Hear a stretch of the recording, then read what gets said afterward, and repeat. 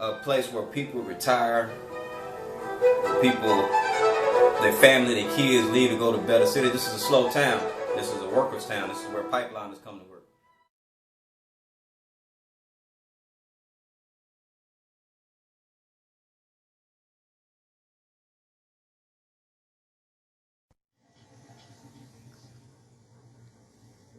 This video is going to be about assigning contracts.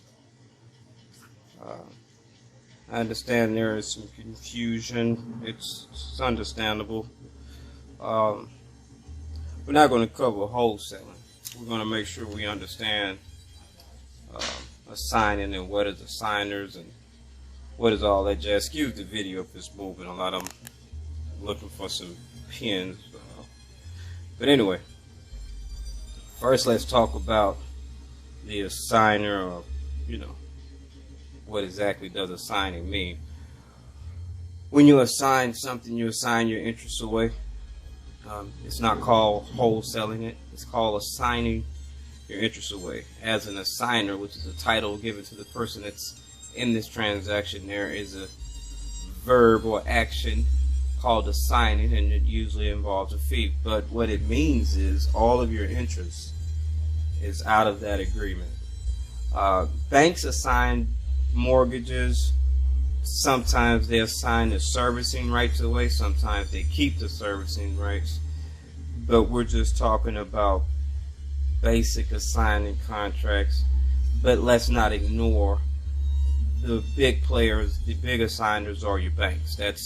So let's say that the bank lend out all its money. Well, it assigns all its loans and replenishes its funds. That's how it's a secondary market. But we're going to keep this kind of simple. Now, there are several installment agreements in real estate: contract for deed, land contract, bond for title. I mean, you name them. There is at least 5 or 6 I can think of off my head, but these are going to be dependent upon the state. But we just put installment, and this is owner finance. Okay, you can assign your owner finance agreement. It's not called wholesaling. It's called exactly what I just said: assigning my interest in this agreement. So let's say you have an installment agreement for 4 years, and you have the balloon option. Well, you can assign an agreement before that comes, and if the equity is there, it'll be a profit to the investor, or whatever your exit reason it may be. So that's the first one, and this is called assigning an installment agreement. So you're just assigning your interest. Now, of course, up here we have the option. Now, this is typically with your leases.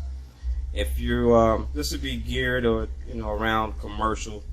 If you have a lease with the option of purchase, you can sell your option or assign your interest in the option. See what I did there? Assign your interest in the option. That's not called wholesaling. That's called assigning your interest in the option. All right, so that's number 2 I'm using for an example of the master lease option.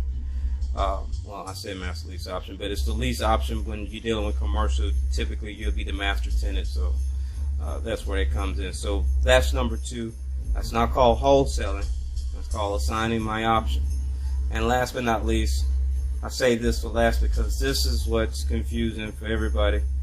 When they assign their purchase agreement, they're unaware that they are not wholesaling. You're just what I just said about these first 2. You're just assigning your interest in the purchase agreement. All right. This is pretty self-explanatory. It's confusing. Now, the reason it's confusing is because wholesaling requires you to close, which is a double closing, etc. But the purchase agreement, you don't need to close to assign your interest in that.